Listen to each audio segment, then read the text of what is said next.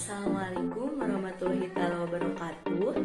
Perkenalkan, nama saya Sulistiana. Saya salah satu mahasiswi dari Universitas Muhammadiyah Tasikmalaya, program studi D3 Kebidanan, Fakultas Ilmu Kesehatan. Saya di sini akan menjelaskan tentang adaptasi fisiologi dan psikologi terhadap ibu bersalin dan bayi baru lahir. Nah, saya di sini ditugaskan oleh dosen pengampunya, yaitu Ibu Sri Susilawati, yang mana mata kuliahnya itu pengantar asuhan, kebidanan persalinan, dan BBL atau bayi baru lahir. Yuk teman-teman, kita simak apa saja sih adaptasi fisiologi dan psikologi terhadap ibu bersalin dan bayi baru lahir. Nah teman-teman, kita bahas satu persatu ya. Adaptasi fisiologi ibu bersalin yaitu ada beberapa kala. Yang pertama kala 1, kala 2, kala 3, dan kala 4. Nah teman-teman, kita mulai dari kala 1 ya, perubahan fisiologi pada ibu bersalin. Untuk kala 1 yaitu ada uterus, dimana kontraksi uterus mulai dari fundus dan terus menyebar ke depan dan ke bawah abdomen. Kontraksi berakhir dengan massa yang terpanjang dan sangat kuat pada fundus. Selagi uterus kontraksi dan relaksasi, kemungkinan kepala janin masuk ke rongga pelvik. Yang kedua yaitu serviks, di mana sebelum onset persalinan, serviks berubah menjadi lembut. Adanya penipisan serviks berhubungan dengan kemajuan pemendekan dan penipisan serviks. Panjang serviks pada akhir kehamilan normal berubah-ubah beberapa milimeter sampai 3 cm. Dengan mulainya persalinan, panjang serviksnya berkurang secara teratur sampai menjadi pendek, hanya beberapa milimeter. Serviks yang sangat tipis ini disebut dengan penipisan penuh. Yang selanjutnya yaitu dilatasi berhubungan dengan pembukaan progresif dari serviks. Untuk mengukur dilatasi atau diameternya, untuk mengukur diameter serviks biasanya digunakan sentimeter dengan menggunakan jari tangan saat pemeriksaan dalam. Serviks dianggap sudah lengkap pembukaannya, yaitu sampai 10 cm. Selanjutnya yaitu blood sow atau lendir yang keluar bercampur dengan darah. Pada umumnya ibu akan mengeluarkan darah sedikit atau sering dari serviks. Selanjutnya, perubahan fisiologi pada ibu bersalin yaitu ketuban, tekanan darah, metabolisme, suhu, detak jantung, pernapasan, perubahan ginjal, gastrointestinal, dan hematologi. Semua akan berubah ketika ibu sudah berkontraksi dan akan segera melakukan persalinan. Nah teman-teman, bagaimana tadi kala 1-nya sudah paham kan? Sekarang kita lanjut ya kala 2. Fisiologi kala 2 itu pertama serviks, kedua vagina, ketiga uterus, keempat pergeseran organ dasar panggul, kelima ekspulasi janin, keenam sistem kardiovaskuler, ketujuh respirasi, kedelapan pengaturan suhu, kesembilan urinaria, kesepuluh muskuloskeletal, ke-11 saluran pencernaan, ke-12 ada sistem saraf, dan ke-13, 14 metabolisme dan denyut nadi. Tadi kan udah dibahas ya kelas 1 dan kelas 2. Selanjutnya itu kelas 3, di mana ada beberapa perubahan dari kelas 3. Yang pertama, perubahan bentuk dan tinggi fundus uteri, di mana setelah bayi lahir dan sebelum miometrium berkontraksi, uterus terbentuk penuh dan tinggi fundus biasanya terletak di bawah pusat. Setelah uterus berkontraksi dan plasenta terdorong ke bawah, uterus berbentuk segitiga dan berbentuk seperti buah pit atau alpukat. Dan fundus berada di atas pusat atau seringkali di sisi kanan. Yang selanjutnya yaitu tali pusat memanjang, di mana tali pusat terlihat menjulur keluar melalui vulva atau tanda Achfeld. Nah, yang terakhir, fisiologi dari kelas 3 itu adalah semburan darah mendadak dan singkat. Darah yang terkumpul di belakang plasenta akan bantu mendorong plasenta keluar dan dibantu oleh gaya gravitasi. Apabila kumpulan darah atau retrovalence pooling dalam ruangan di antara dinding uterus dan permukaan dalam plasenta melebihi kapasitas tampungannya, maka darahnya tersembur keluar dan dari plasenta yang terlepas. Sekarang kala yang terakhir yaitu keempat, di mana ada beberapa perubahan dari keempat. Yang pertama yaitu tanda vital, kedua gemetar, ketiga sistem gastrointestinal, keempat sistem renal, dan kelima sistem kardiovaskuler, keenam serviks, ketujuh perineum, kedelapan vulva dan vagina, dan kesembilan pengeluaran ASI. Oke teman-teman, bisa dimengertikan fisiologi persalinan pada ibu bersalin itu. Dan sekarang psikologis yang terjadi pada ibu bersalin. Bagaimana sih keadaan jiwa dan mental ibu ketika ibu menghadapi persalinan?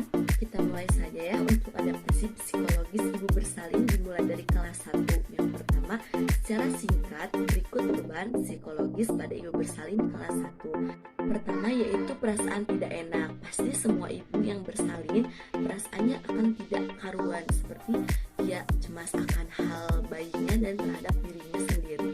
Kedua, ibu akan takut dan ragu akan persalinan yang akan dihadapi. Dan yang ketiga, sering memikirkan apakah persalinan berjalan normal atau tidak. Itu mungkin salah satu yang menjadi beban dari seorang ibu yang bersalin. Ibu juga akan menganggap persalinan itu sebagai percobaan, dan apakah penolong persalinan dapat sabar dan bijaksana dalam menolongnya. Selanjutnya juga, apakah bayi normal atau tidak, dan apakah ia sanggup merawat bayinya. Ibu di sini sangat cemas ya untuk kelas 1 karena ini mungkin salah satu persalinan awal. Selanjutnya, apa saja sih psikologis yang terjadi pada ibu bersalin? Kelas 2. Yang pertama yaitu emotional distress. Kedua, nyeri menurunkan kemampuan mengendalikan emosi dan cepat marah. Ketiga, ibu merasa lemah dan ibu merasa ketakutan. Dan yang terakhir, kultur. Nah, kultur ini respon terhadap rasa nyeri, posisi, pilihan kerabat mendampingi, perbedaan kultur juga harus diperhatikan ya. Dan untuk kelas 3 dan kelas 4, nah di sini ibu mulai merasa bahagia karena saat yang ditunggu akhirnya datang juga, yaitu kelahiran bayinya. Dan dia merasa bahagia karena merasa sudah menjadi wanita yang sempurna atau bisa melahirkan, memberikan anak untuk suami dan memberikan anggota keluarga yang baru. Dan juga ibu sangat bahagia karena bisa melihat anaknya. Dan masih ada rasa cemas dan takut terhadap ibu bersalin ya dalam kelas 3 dan kelas 4 ini.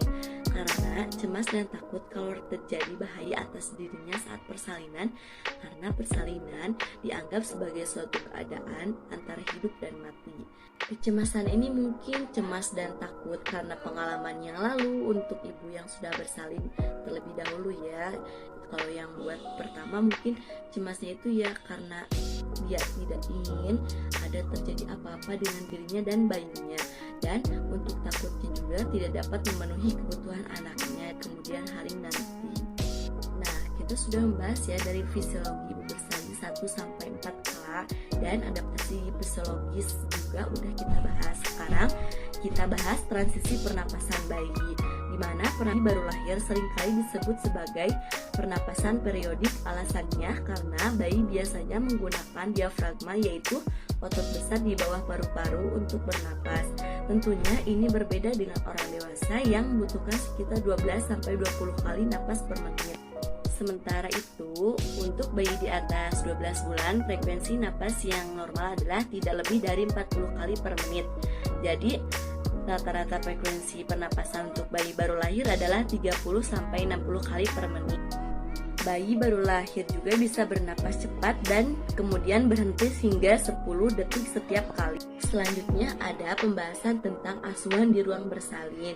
Kelas 1 yaitu observasi atau pengawasan ya, di mana ada 10 pemeriksaan terhadap ibu dan janin, yaitu keadaan umum, tekanan darah, respirasi, his atau kontraksi, DJJ, denyut jantung janin, PPV atau pengeluaran vervaginam, dan dendering dan tanda-tanda kala 2. Kala 2-nya yaitu pemotongan tali pusat dan penjepitan tali pusat. Dan untuk kala 3-nya pengeluaran plasenta, mengukur berat badan bayi dan tinggi badan bayi, dan pemberian vitamin K1 dan pemberian HBO. Selanjutnya yaitu ada evaluasi bayi baru lahir, di mana ada tes Apgar Score atau tes Apgar, merupakan salah satu pemeriksaan fisik bayi yang dilakukan pada menit pertama dan kelima setelah bayi lahir. Semakin tinggi nilai Apgarnya, maka semakin baik. Nilai Apgar yang tinggi menjadi patokan bahwa kondisi bayi baru lahir sehat dan bugar setelah dilahirkan. Ada juga beberapa poin yang terdapat dalam penilaian Apgar Score, yaitu yang pertama activity atau aktivitas otot, kedua pulse atau denyut jantung, ketiga yaitu grimace atau refleks dari bayi dan responnya, keempat penampilan terutama warna tubuh bayi, dan yang terakhir yaitu pernapasan bayi atau respiration. Nah, untuk pembahasan yang terakhir yaitu tindakan pencegahan. Yang pertama, kita sebagai nakes ya, seorang bidan nanti melakukan tes Apgar. Kedua, timbang berat badan bayi. Ketiga, ukur panjang badan bayi. Dan keempat, mengukur lingkar kepala bayi. Bagaimana nih teman-teman? Kita sudah sampai di titik terakhir pembahasan kita.